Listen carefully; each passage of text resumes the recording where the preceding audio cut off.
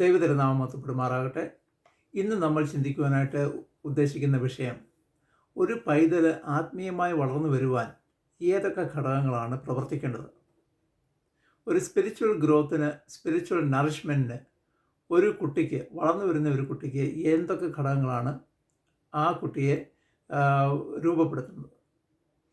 ആദ്യമായി നമ്മൾ ചിന്തിക്കാനുള്ളത്, സഭ ക്രമീകരണ പ്രകാരം ഒരു പൈതലിൻ്റെ തലതൊട്ട അപ്പൻ, തലതൊട്ട അമ്മ, അവർക്ക് ഭാരിച്ച ഒരു ഉത്തരവാദിത്വമുണ്ട്.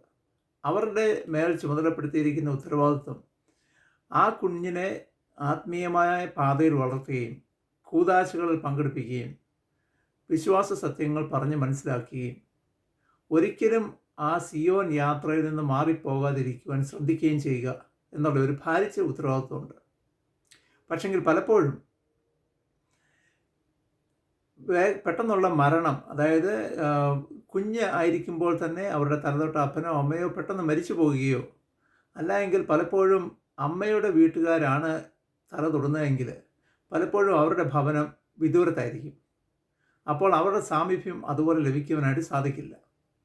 അങ്ങനെ പറഞ്ഞു വരുമ്പോൾ ഈ തലതൊട്ട അപ്പനും അമ്മയ്ക്കും എപ്പോഴും ആ പൈതലിൻ്റെ മേലുള്ള ഉത്തരവാദിത്വം, ആ കടമയും നിർവഹിക്കുവാനായിട്ട് സാധിക്കുകയില്ല. പലപ്പോഴും പല വീടുകളിലും ആ സമയത്ത് സ്റ്റെപ്പ് ഇൻ ചെയ്യുന്നത് മറ്റുള്ള മുതിർന്നവർ, അപ്പാപ്പന്മാർ, കൊച്ചപ്പച്ചന്മാർ, അങ്ങനെയുള്ളവരൊക്കെ സാധാരണഗതിയിൽ അവരെ നയിച്ചുകൊണ്ട് പോകാറുണ്ട്. രണ്ടാമതായി ഏറ്റവും കൂടുതൽ ആ പൈതലിനെ ഇൻഫ്ലുവൻസ് ചെയ്യുന്നത് ആ പള്ളിയിലെ പുരോഹിതൻ തന്നെയാണ്.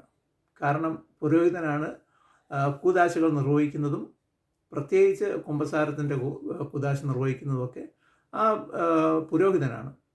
ആ പുരോഹിതന് വലിയൊരു ഉത്തരവാദിത്വമുണ്ട്.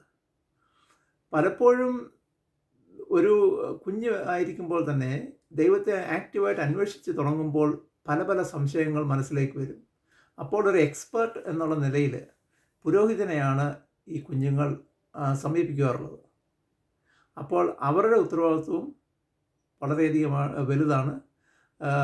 ഒരുപക്ഷെ തിരക്കുകൾ കാരണവും അതേപോലെ ഈ സാമീപ്യം എപ്പോഴും ലഭിക്കാത്തതും കൊണ്ടും ആ ഒരു ചുമതലയും പൂർണ്ണമായിട്ട് ചിലപ്പോൾ നടക്കാതെ വരും. അങ്ങനെ വരുന്ന ഉടനെ പിന്നീടുള്ളത് മാതാപിതാക്കളാണ്. അതിനു മുന്നേ തന്നെ ഉള്ളത് പള്ളിയും ആ ഇടവകയുമാണ്. ആ ഇടവകയിലെ ആൾക്കാർ ആ പൈതലിനെ നേർവഴിക്ക് കൊണ്ടുവരണം.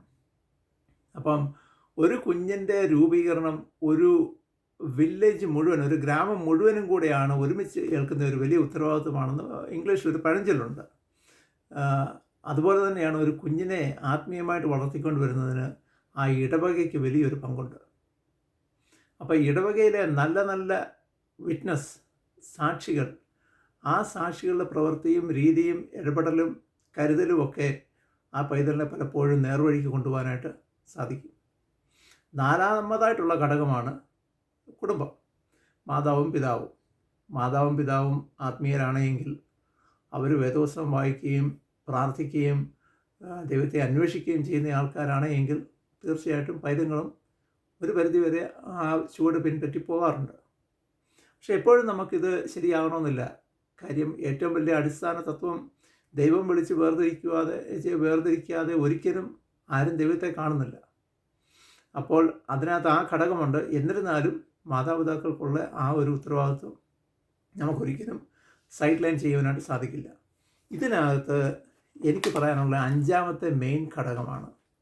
അഞ്ചാമത്തെ ഘടകമാണ് എന്നെ സംബന്ധിച്ച് ഏറ്റവും പ്രാധാന്യം അർഹിക്കുന്ന ഘടകവും.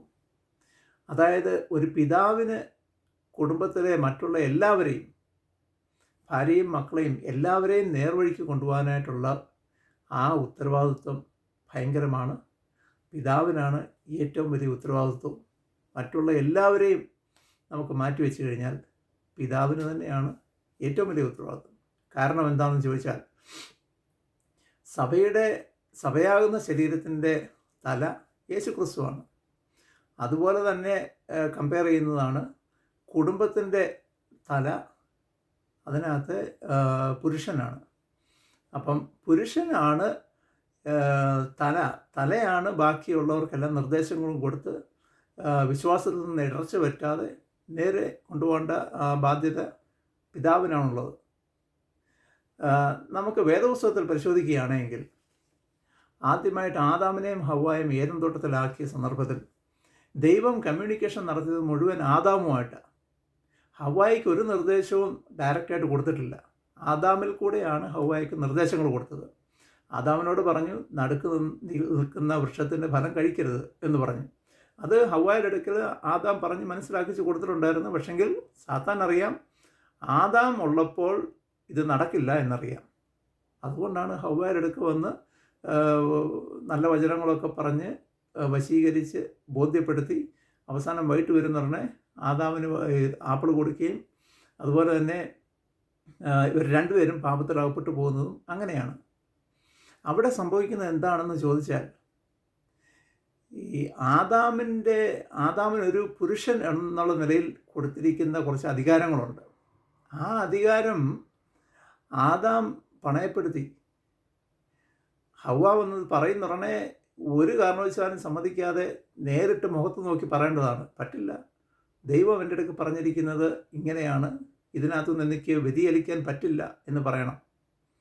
അപ്പം സാത്താൻ ആദ്യം മുതൽ ശ്രമിക്കുന്നത് ദൈവം ഏർപ്പെടുത്തിയിരിക്കുന്ന ആ ഹൈറാർക്കി അത് ഉടച്ചു കളയുക എന്നുള്ളതാണ് സാത്താൻ്റെ ആദ്യത്തെ ഉദ്ദേശം. ഹവ്വായ്ക്ക് അവിടെ നിർദ്ദേശം കൊടുത്ത് ഹവ്വായെ കൊണ്ട് തീരുമാനങ്ങൾ എടുപ്പിക്കുന്നു. ദൈവം ഉദ്ദേശിച്ചത് ആദാം തീരുമാനമെടുക്കാൻ, സാത്താൻ ഉദ്ദേശിക്കുന്നത് സ്ത്രീ തീരുമാനങ്ങളെടുക്കുക. അപ്പോൾ എനിക്ക് മനസ്സിലാകുന്നത്, നല്ല ആത്മീയ ബോധം ആദ്യമേ വേണ്ടുന്നത് ഒരു ഗ്രഹനാഥനാണ്. ആ ഗ്രഹനാഥന് ആത്മീയ ബോധ്യങ്ങൾ ഉണ്ടായിക്കഴിഞ്ഞാൽ പിന്നെ അവിടെ ഒരു ഇടർച്ച ഉണ്ടാകാൻ യാതൊരു സാധ്യതയുമില്ല. വേദപുസ്തകത്തിനകത്ത് ഇനിയും വളരെയധികം ഉദാഹരണങ്ങളുണ്ട്. ഞാൻ അടുത്തൊരു ഉദാഹരണം പറയുകയാണെങ്കിൽ,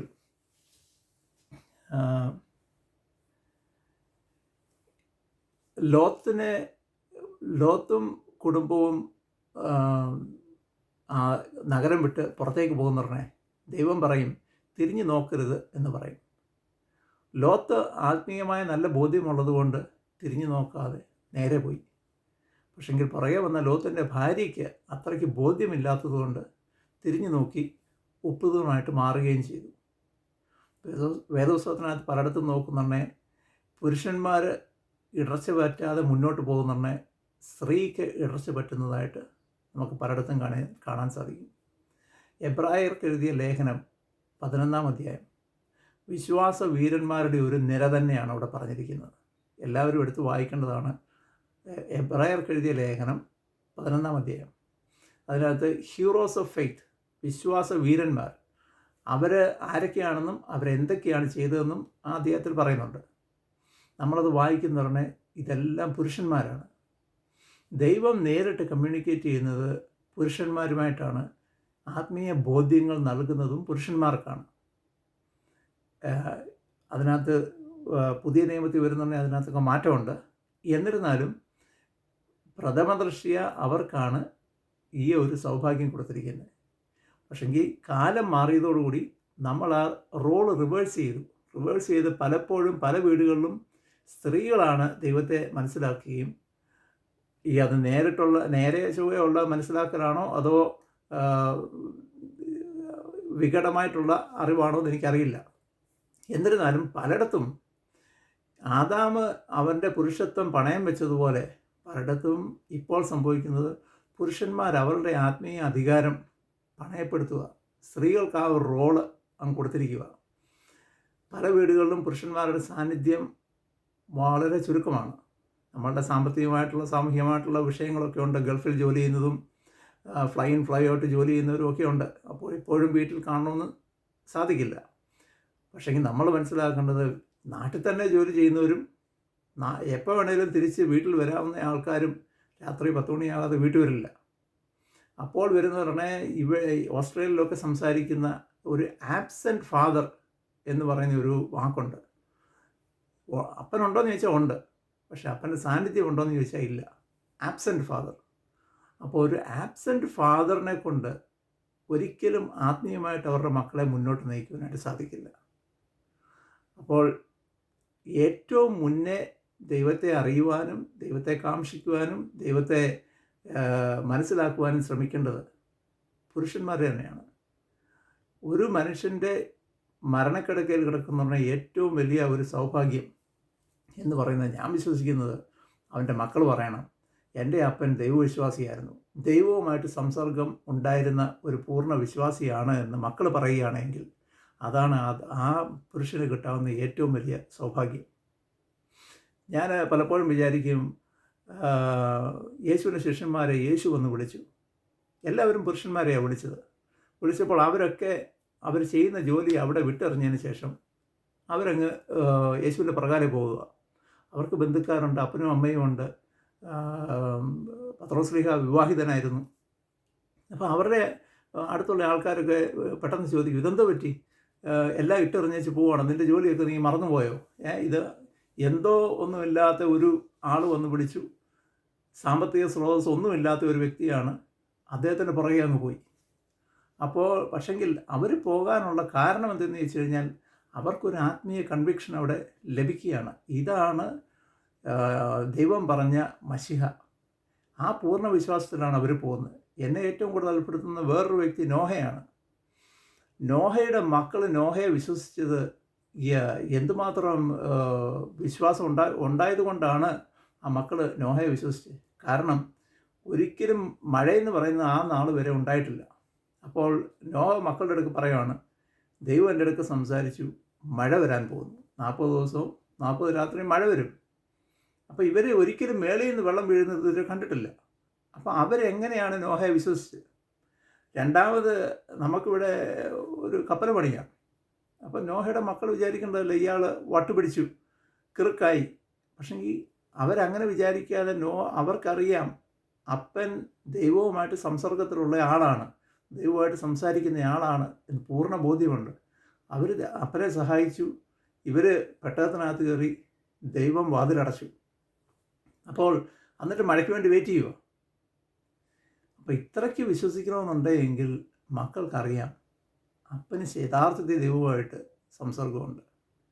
അപ്പം നമ്മളുടെ വാക്കുകളും പ്രവൃത്തികളും നമ്മളുടെ മറ്റുള്ള ആൾക്കാരുമായിട്ടുള്ള ഇടപെടലുമൊക്കെ, അതേപോലെ നമ്മുടെ പ്രാർത്ഥനാ ജീവിതം, നമ്മൾ ദൈവത്തെ കാക്ഷിക്കുന്നതും അന്വേഷിക്കുന്നതുമായ രീതികളൊക്കെ നമ്മുടെ മക്കൾ കാണുകയും വളരുകയും ചെയ്യുകയാണെങ്കിൽ അവർ തീർച്ചയായിട്ടും പറയും, എൻ്റെ അപ്പൻ ദൈവത്തെ അനുസരിക്കുന്ന ആളാണ്, ദൈവത്തെ ഫോളോ ചെയ്യുന്ന ആളാണ്. അതുകൊണ്ട് നിങ്ങൾ തലതൊട്ടപ്പനെ നോക്കിയിരിക്കേണ്ട കാര്യമില്ല, പള്ളിയിലച്ഛനെ നോക്കിയിരിക്കേണ്ട കാര്യമില്ല, നിങ്ങൾ നിങ്ങളുടെ പള്ളിയിലെ വിറ്റ്നസ്സിങ് അതിനെ ഒന്നും ആശ്രയിക്കേണ്ട കാര്യമില്ല. ചെയ്യേണ്ടത് നിങ്ങളുടെ അപ്പനെ നോക്കുക, അപ്പൻ്റെ വിശ്വാസം എന്തുമാത്രമാണ് എന്ന് മനസ്സിലാക്കി അതനുസരിച്ച് ജീവിക്കുക. അപ്പം മക്കളുടെ വിശ്വാസത്തിന് ഉയർന്ന് അപ്പന്മാർക്ക് പ്രവർത്തിക്കുവാനും ദൈവത്തെ അറിയുവാനും ഉള്ള ആ ഒരു മാനസിക സ്ഥിതി എല്ലാവർക്കും ഉണ്ടാകട്ടെ എന്ന് ദൈവത്തോട് പ്രാർത്ഥിച്ചുകൊണ്ട് ഞാൻ എൻ്റെ വാക്കുകൾ വിരമിക്കുന്നു.